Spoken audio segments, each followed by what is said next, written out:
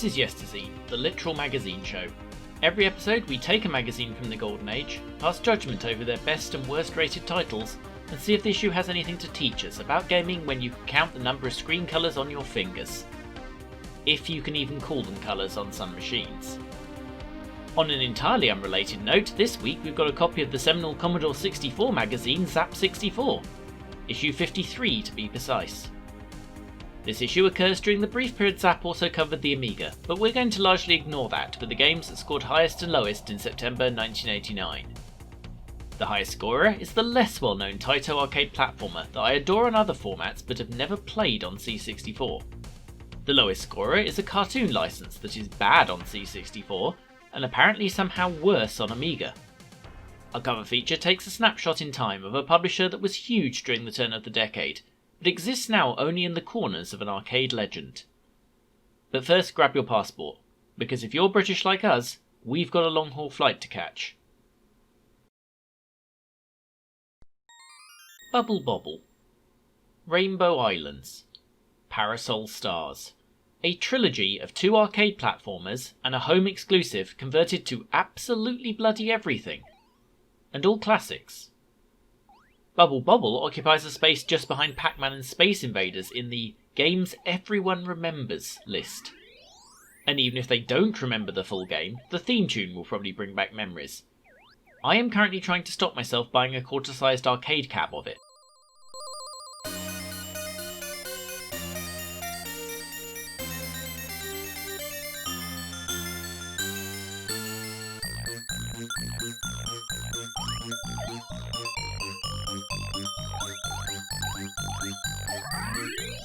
Rainbow Islands was at one stage Amiga Power's favourite game of all time.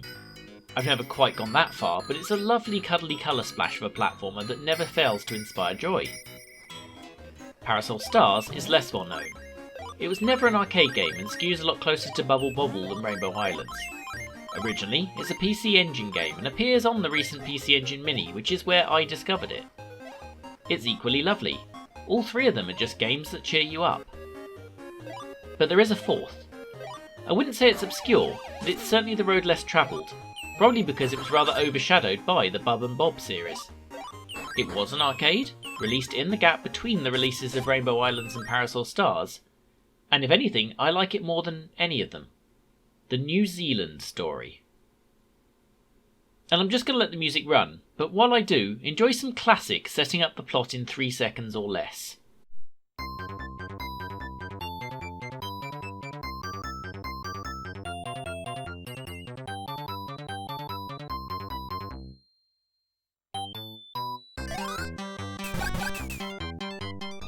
This is that arcade game, and you get the idea.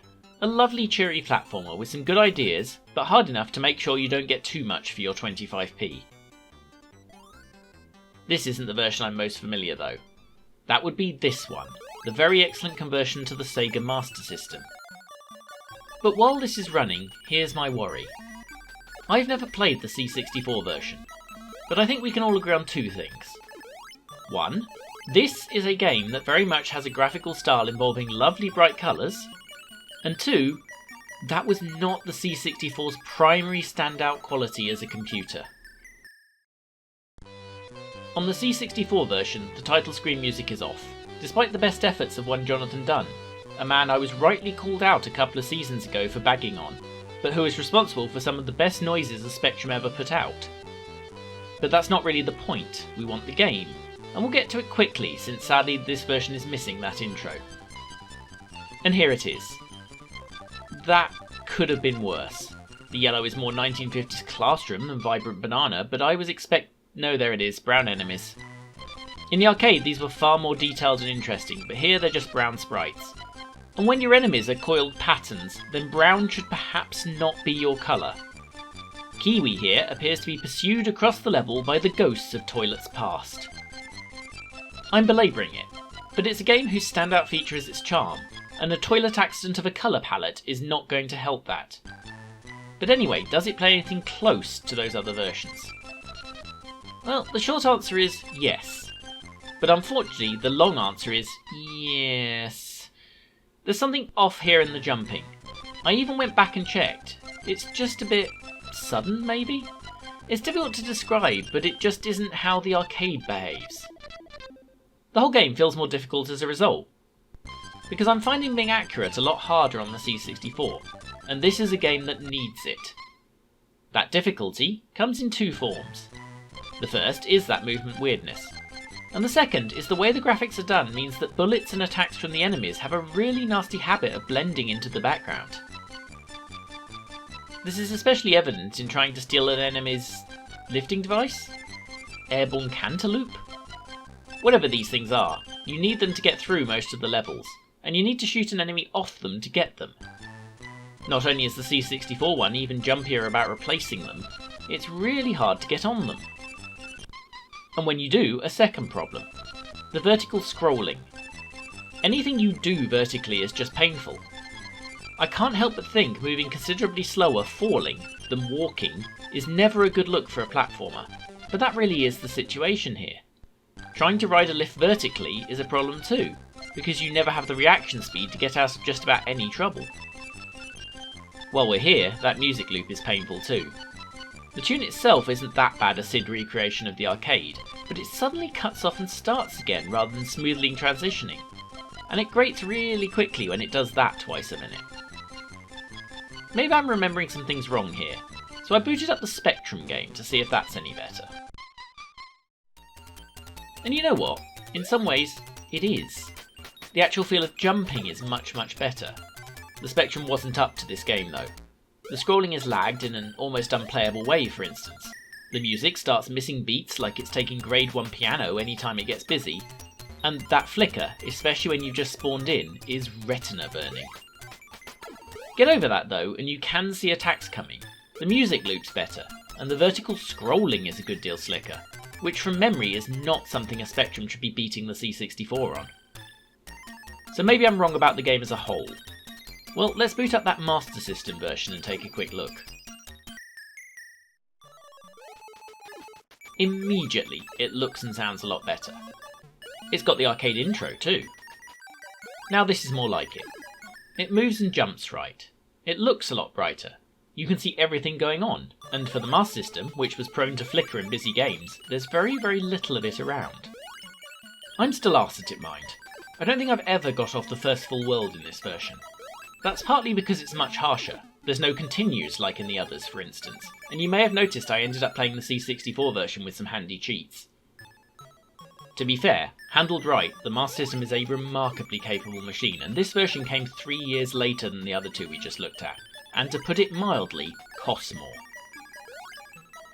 For completeness, I should mention the Japanese-only Mega Drive version. It's weird. The music is all wrong, and the level design's massively difficult from the off. It turns out it's based on a prototype version of the arcade, which is a shame because the machine would have been capable of delivering the best version otherwise. After the Spectrum version, the C64 one feels better, but it seems none of the 8-bit computers were really ultimately equipped to do this. I can see why it appealed to Zzap, but nostalgia is the only reason to play any of those versions in 2020. If you want a real hardware experience, get the Master System copy. It's usually cheap on eBay. If you're happy to emulate, Maine's your destination for this one. But whatever you've got, do give it a go. Even in its worst version, New Zealand Story has a personality and a joy that shines through. It's a gem. It's just that, in so many ways, the Commodore 64 one is a tarnished one. Ocean is probably the biggest publisher today's kids will never hear of. They're nearly, but not quite dead these days, and we'll get to that. But in the late 80s and early 90s, they were the name. Their most notable products were the movie licenses of the age, and they pretty much had all of them. RoboCop, Total Recall, Terminator, Lethal Weapon, Miami Vice, Top Gun, Short Circuit, Rambo, Hudson Hawk, Addams Family, Hook. And that's just some of the movie licenses. You also have them to thank for original games such as the Daley Thompson series, for Pushover and One Step Beyond, Sleepwalker, Sensible Software's Whizball and WizKid, and they were the original publishers of Worms. And that's not to mention the arcade conversions, of which there were a lot for home computers, not least the New Zealand Story, and the entire Taito lineup, Chase HQ, Rainbow Islands, Smash TV. And that's not to mention games they brought to formats the original developers and publishers could not. Jurassic Park on the Nintendo machines, Doom on SNES, Desert Strike on Game Boy, Syndicate on SNES, versions of Micro Machines, Theme Park, FIFA, Putty Squad, and Shaq Fu. You get the idea. If you bought a game across that decade, there is a very reasonable chance it was published by Ocean. None more so than this month. Zzap devotes them a dedicated 3-page article of their very own, previewing Ocean's 6 big games for Christmas. They're a collection of original titles, arcade conversions and movie licenses, and represent as good as any a snapshot in time of Ocean's output in a typical period at the turn of a decade. So how did those games work out on C64? Let's dive in. And first up in that article is an arcade conversion, Taito's own Chase HQ. Zzap had this to say. This is the big one from Ocean this year. The superb Taito coin-up blew away its racing rivals last year, and Ocean wants to duplicate the feat on the C64 and Amiga. Now if you're a long-time viewer, you remember episode 8, where we found out how this turned out. So here's a clip from that episode. Here is the back of the box for the Commodore 64 version of Chase HQ. Notice the nice colourful screenshots. Notice the phrase, fastest, most thrilling. Then notice that tiny note at the bottom, screenshots taken from various formats. They don't look especially beyond the capabilities of a well-driven 64, and that note is tiny, so I wouldn't blame your average 10-year-old for believing them. Here's a nice zoomed-in shot of those pictures you based buying the Commodore 64 game on. And here's the game. Yeah, the C64 version was a disaster, especially given the separately developed and rather wonderful CPC and Spectrum versions also published by Ocean. Even without the screenshot deception, the C64 version was ugly, slow, and clunky. Much like your mother. As for C64 Chase HQ, we've been assured it's not going to be another WEC Le Mans. Yeah, about that. Sadly, Ocean weren't prepared to show it to us just yet. Uh-huh. Under the title Sporting French, the article looks at 3 games coming in the next month from the newly formed Ocean France. As it was, none of them emerged in the form and time period stated, marking a less than wonderful start for the French division of a company that would be French-owned less than half a decade later. Ivanhoe, an action game that I really can't work out was a license or not, is probably looking quite nice to you in this borrowed footage. And that's because this is the Amiga version. And that's because there never was a C64 version. That may not be a loss. Only Amiga Action was around for the original release, and they gave it 57%. If you don't know Amiga Action, that's probably the rating they would give to getting COVID. On re-release, that dropped to 43%. Amiga Power were actually more generous on re-release, but that was probably pity given they were giving another 3 Ocean re-releases a kicking in the same pages, one of which we'll actually see in a minute. Volleyball became Beach Volleyball on release, and eventually Beach Volley, presumably because of a game of the same name released recently by Mastertronic. Beach Volley is a game I've probably not played in 30 years, since it was one of the first games I ever played on my second-hand Amiga 500. I loved it then. Today, the C64 version, less so. I don't remember if the Amiga version was this difficult, but I scored a single point in 2 games, which you're not seeing here, because I did an hour's capture before realising I had the sound muted. That level of sheer competence does rather explain it, but still, I had real trouble with how really fussy it appeared to be with the exact positioning of your players, just to field really easy shots. I say players, but it was mostly only the primary guy I had that issue with. It also has the additional problem of a tiny viewpoint, and players that move like Jagger does now, meaning that getting to anything coming over the net is a problem.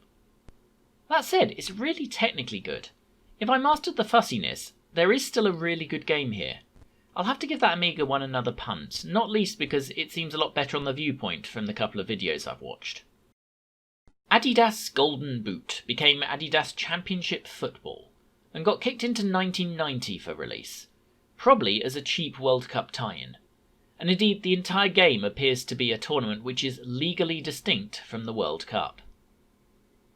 That's not the thing you'll most notice from it though. After a surprisingly lengthy disc load, you get to this attract sequence with possibly the least football music of all time.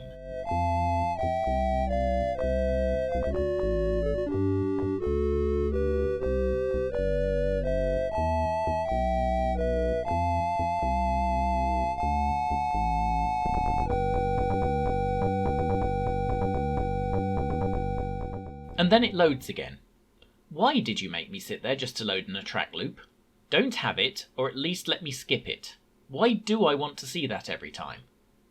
You have time to ponder this, of course, because this is another lengthy load for it to do a draw for the tournament. Slowly. Even if you hit speed up. You know what's coming next. Yep, it's finally loading the main menu. Although I'm confused why it bothers, because there's very few actual options here. A very basic tactics setup and the number of players is about it. It must be a very fancy menu though, because when you go to start a game, you would not want this game on tape, would you? It's starting to rival Street Fighter 2 on the spectrum at this point. And quite frankly, it's not worth it. It's from that kick-off school of control, but without doing it as well. If you want to go anywhere other than a straight line, it's basically impossible, with your player getting bored and just wandering away from the ball if you try and control it in any fashion. So it feels like it wants to be a passing game, but with indistinct players, a zoomed-in view and no map, that too is tricky. If you want a football game from this era, might I point you at Microprose Soccer, the little-known first football game by Sensible Software, which actually debuted on C64, and was the football game that invented the concept of aftertouch. It does not have high quality sound effects like this though.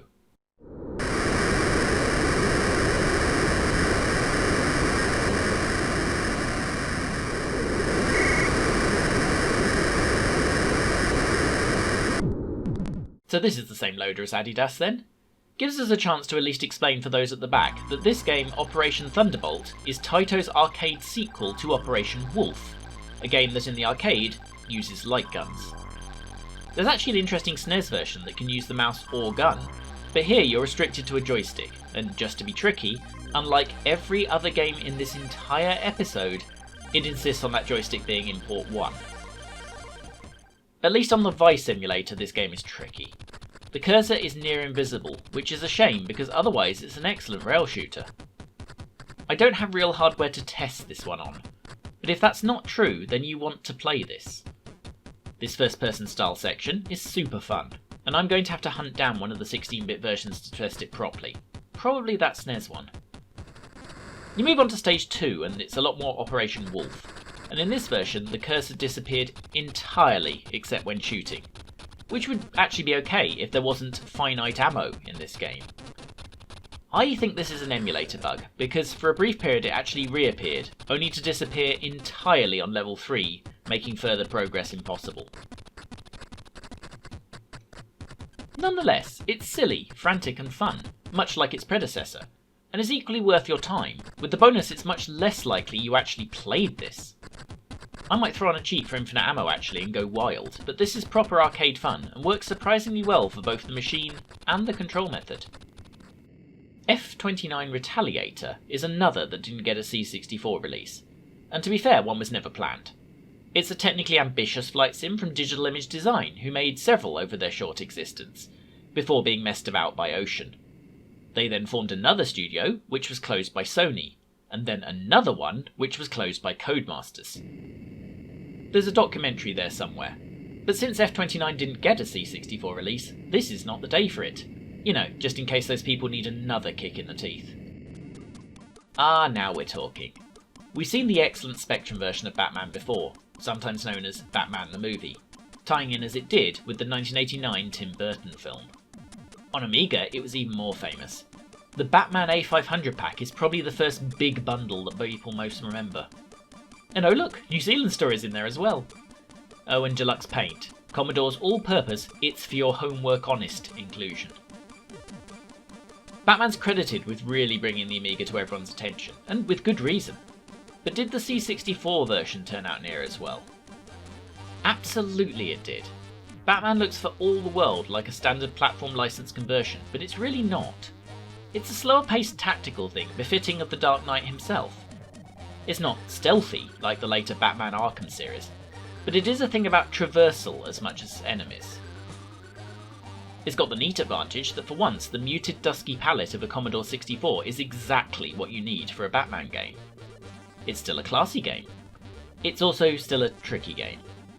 Some of the traversal can be a little awkward. The baddies are also tricky due to their habit of just running along shooting wildly even when they've got no idea you're even in the area. The Joker apparently doesn't hire for temperament. If I have to criticise, and I think it's somewhere in my contract, it does have a bit of a habit of the right route being to rappel up to a platform that's just off the top of the screen, which involves you just trying every location in sight until the right one for progress is there. I'm splitting hairs though.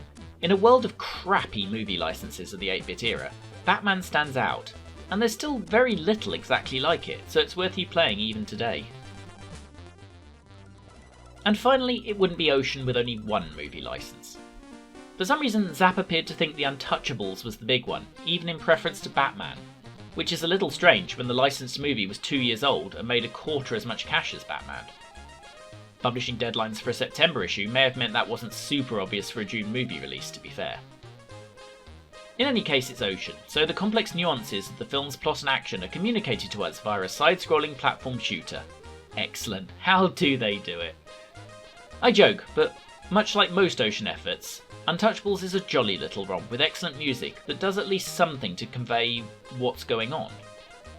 You can already see it's doing nothing new even then, but the cursory go I gave it for this segment was at least a laugh. And indeed this does seem to have been the jewel of the section. Zzap gave this a full 96% a few months later, with the Amiga mags being nearly as complimentary about their version too. This is the thing with Ocean. If you bought their games blind, you really didn't know what you were going to get. For every Untouchables, there was an Adidas Championship football. Even with the licenses, for every Batman there was a RoboCop 1. Many did buy them though. Ocean became huge, even opening a US development centre as we heard an episode or two back. While Hit Squad was, for a while, a budget game label so ubiquitous that some people's collections are just Hit Squad games. So what happened to Ocean? Well, it's fairly simple. Sold to Infogram in '98, became a part of Atari when that whole badge engineering bollocks started, and then when that whole badge engineering bollocks imploded, as every incarnation of Atari has done, they ended up today hidden somewhere in the IP bowels of Bandai Namco, formerly Namco Bandai, a name change that always made me think it came about after an arm wrestling contest in a board meeting.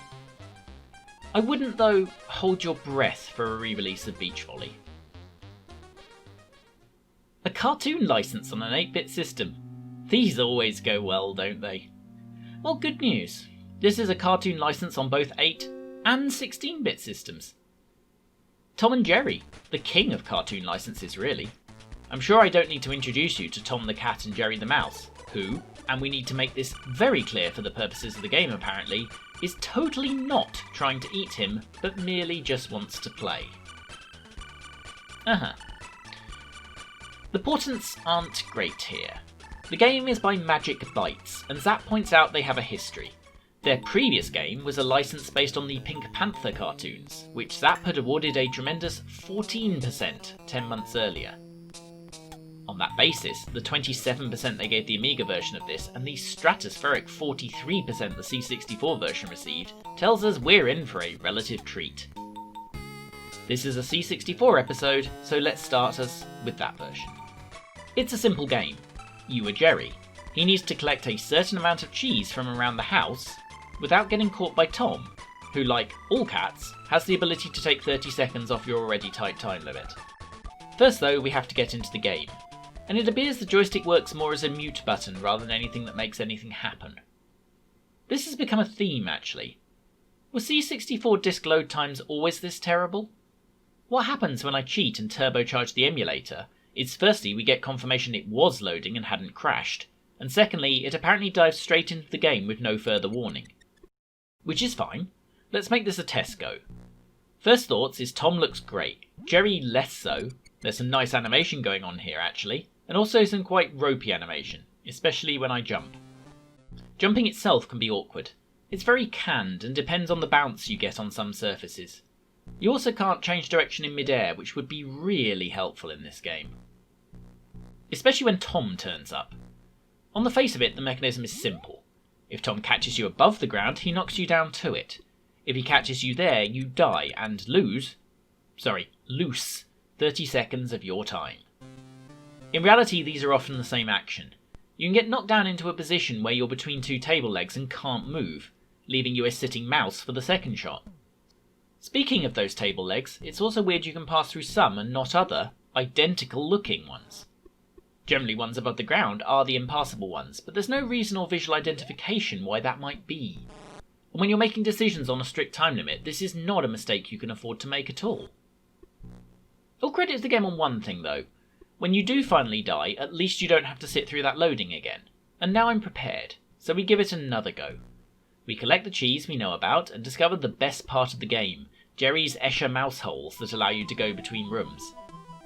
This sub-Disco Dan minigame is genuinely more fun than anything else going on, and collecting cheese has the nice side effect of giving you back time as well. I went back and forth a couple of times just for the hell of it. In the garage, we get into it, jump around a little more. It is possible to just about get the hang of this game, and I'm starting to think it's not totally irredeemable. And then I win. What?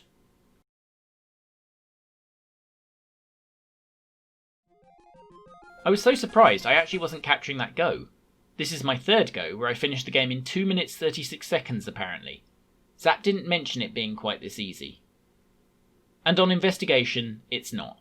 The crack I was using allows you to set a target number of cheeses, but it really doesn't make it obvious that's what it meant, so I'm not collecting as many as a real purchaser would have to. That really should have been an option in the game, to be honest, as a difficulty level. Either way, this is not a big game. A look online shows you can finish it in 15 minutes easily, even on full mode, and you've already seen 40% of the entire map. And for a game that somehow cost £20 actual pounds on C64 disc in 1989, that's incredibly tight. This is one of those times where I can't quite hate a gaming hell, but neither can I disagree with the 43% judgment. Especially so when I came to read it after playing the game. They'd said everything I had, also having trouble getting caught in the furniture and finding the whole thing pretty basic. That said, if you're not paying 20 quid for it, it might be worth checking out. What worries me is the Amiga version got 16% less and costs a fiver more. That kind of awkward platforming would certainly not be allowable on the MIGI, even as early as 1989. I'm not even going to spend time on this because I already checked. It's the C64 game. It's even the C64 colour palette, which takes effort on the Amiga. At the very least they could have used real colours. That they sold this and then had the nerve to add on a fiver at the point when plenty of full price MIGI games were 20 quid is astounding. I booted it up expecting to advise you to play the Amiga version if you wanted to look at the game, but no, screw it, this is embarrassing level lazy. The C64 one is lazy too, but at least it's a functional machine appropriate game that's not bad for a quick go, even if it was an insult for 20 quid.